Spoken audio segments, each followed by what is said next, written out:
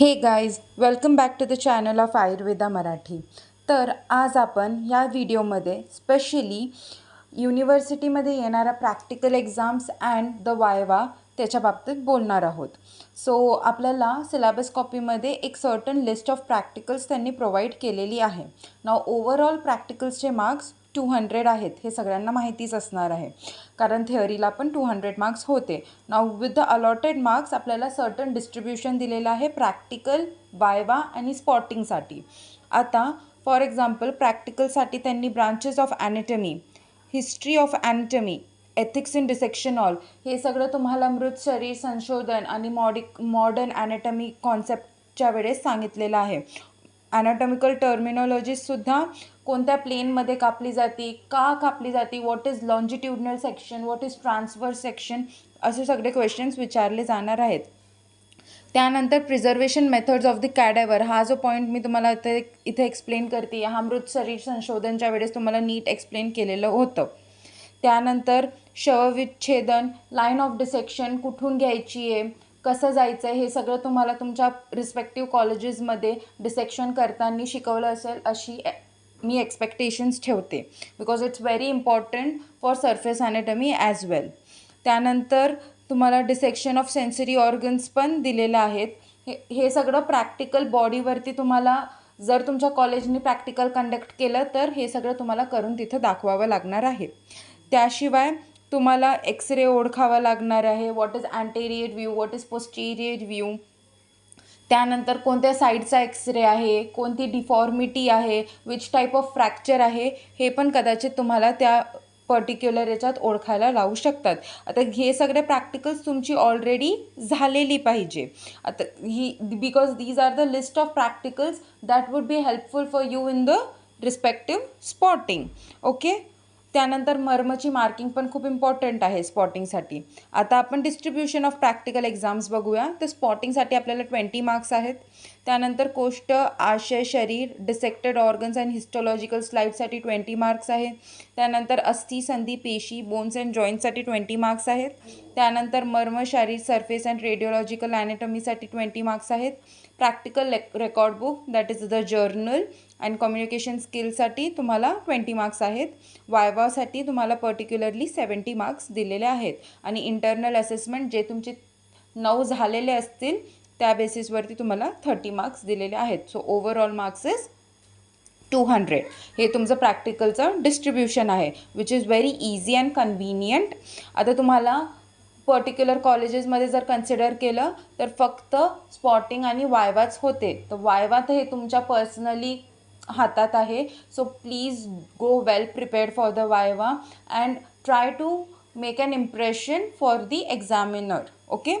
Next we will see about the spotting. आता स्पॉटिंगसाठी first तुम्हाला दिलेलं आहे गर्भ, शिरा किंवा कला ह्या टॉपिक्सवरती तुम्हाला येऊ शकतात. फॉर एक्झाम्पल तुम्हाला त्यांनी एक्झाम्पल पण दिलेलं आहे की गुंजाफळ ठेवलं असेल तर ते कशाला रिझेम्बलन्स करतं, तर आर्तवमध्ये त्यांचं वर्णन आहे.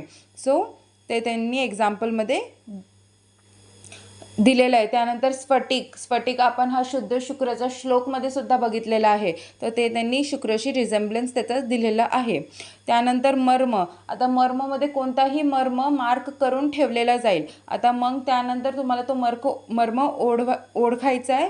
त्याशिवाय तो कोणत्या प्रकाराचा आहे किंवा त्याशिवाय तो कुठे असतो किंवा त्याचे विद्ध लक्षणं काय, हे कोणतेही प्रश्न तुम्हाला विचारले जाऊ शकतात.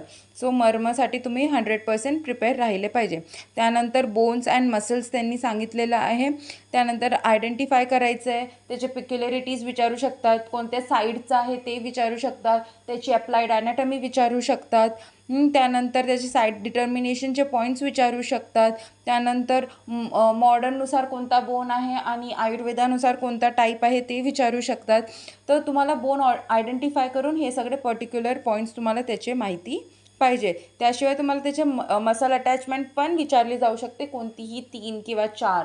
Okay. It could be either origin or insertion. तसं तर युजली मेन बोन्सच येतात अँड बोन्समध्ये नर्व सप्लाय खूप कमी विचारतात, बट नर्व सप्लाय सॉफ्ट ऑर्गन्समध्ये जास्त विचारले जातात. So make sure you do that for the soft organ as well. Okay. त्यानंतर आपण बघूया जॉईंट्समध्ये, तर जॉईंट्समध्ये इथं आपल्याला जॉईंट ओळखून त्याची राईट साईडचा आहे की लेफ्ट साईडचा आहे ते ओळखावं लागतील. लिगामेंट्स लिहायला लावू शकतात. परत त्याची ॲक्शन लिहायला लावू शकतात. अँटेरियर पोस्टेरियर रिलेशन्स लिहायला लावू शकतात. त्यानंतर क्लिनिकल ॲनाटॉमी लिहायला लावू शकतात. मॉडर्ननुसार कोणता जॉईंट आहे, आयुर्वेदानुसार कोणता जॉईंट आहे हे लिहायला लावू शकतात. आणि त्याच्यानंतर मुवमेंट्स पण लिहायला लावू शकतात. आता तुम्हाला मेजर 6 जॉईंट्स कन्सिडर मी ऑलरेडी दिलेले आहेत.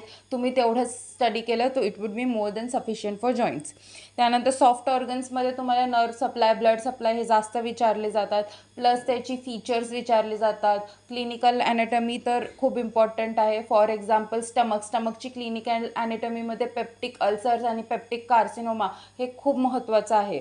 Gastric ulcers and gastric carcinoma to be in particular खूप महत्त्वाचं आहे आणि खूप इझिली विचारलं जाऊ शकतं. त्याच्यानंतर बॉर्डर्स, सरफेसेस, अप्लाइड ॲनाटॉमी, परत इम्प्रेशन्स, फॉर्म कसं झालं आहे ते पण विचारलं जाऊ शकतात अकॉर्डिंग टू आयुर्वेदा. आपण बघितलं होतं आणि मॅमनी स्पेशल नोट्स पण प्रोव्हाइड केलेल्या आहेत. डेव्हलपमेंट ऑफ ऑर्गन्स विविध आचार्यानुसार सुद्धा. त्यानंतर रेडिओलॉजीमध्ये तुम्हाला एक्सरे दिला जाईल. तुम्हाला एक्सरेची पोझिशन ओळखायची आहे. त्यात काही डिफॉर्मिटी असेल तर ती पण ओळखू शकता. त्यानंतर तुम्हाला त्याची अँटेरियर पोस्टेरियर व्ह्यू पण ओळखायचं आहे. आणि पर्टिक्युलर एक्सरेमध्ये तुम्हाला काय काय फीचर्स दिसत आहेत ते पण तुम्ही लिहू शकता. फॉर एक्झाम्पल तुम्हाला चेस्टचा एक्सरे दिले असेल तर त्यात तुम्हाला कार्डियक इम्प्रेशन पण दिसणार आहे, लंग्स पण दिसणार आहे, इसोफेगस प्रक्रिया, हे सगळे बेसिक व्ह्यूज तुम्हाला माहिती पाहिजे की एका चेस्टच्या एक्सरेमध्ये तुम्हाला काय काय दिसता येईल. त्यानंतर आपल्याला CNS पण खूप महत्त्वाचं आहे, दॅट इज सेन्स ऑर्गन. त्याच्यातून पण आपल्याला सेरेबेलम हे सगळं पण दिलं जाऊ शकतं किंवा टंग वगैरे असू शकतं. त्याचे nerve supply, blood supply, surfaces हे सगळं ओळखायचे आहेत. तर त्याच्यासाठी नेहमी लक्षात ठेवायचं एका स्पॉटवरती 2 प्रश्न असतात. First for the identification and next for the any kind of applied aspect or supply, जो पण सेकंड प्रश्न असेल त्यासाठी. सो हे तुमचं पर्टिक्युलर डिस्ट्रीब्युशन असणार आहे स्पॉटिंगसाठी. स्पॉटिंग खूप इझी असते. तुम्हाला स्पॉटिंगमध्ये हे पण विचारलं जाऊ शकतं की ही मशीन कोणती आहे. तर एका ॲनाटॉमी हॉलमध्ये तुम्हाला सेक्शन कटिंग मशीन हे खूप महत्त्वाची आहे आणि माहिती असली पाहिजे. त्यानंतर स्कल पण देऊ शकतात ते तुम्हाला. त्याशिवाय तुम्हाला एखादा इन्स्ट्रुमेंट पण असू शकतो. फॉर एक्झाम्पल स्काल्पेल असू शकतो, फोरसेप असू शकतो, त्यानंतर नाईफ असू शकतो, सॉ असू शकतो, कारण हे सगळे स्ट्रक्चर्स वापरले जातात while dissecting a body. Other than that असं पर्टिक्युलर ऑर्गन ठेवून तुम्हाला हा लेफ्ट आहे की राईट साईडची किडनी आहे, किडनीच्या केसेसमध्ये जास्त असते हे विचारली जाऊ शकते, कारण kidney is sometimes a bit hard to recall. Then viva वोसमध्ये आपल्याला मार्क्स डिस्ट्रीब्युशन दिलेलं आहे.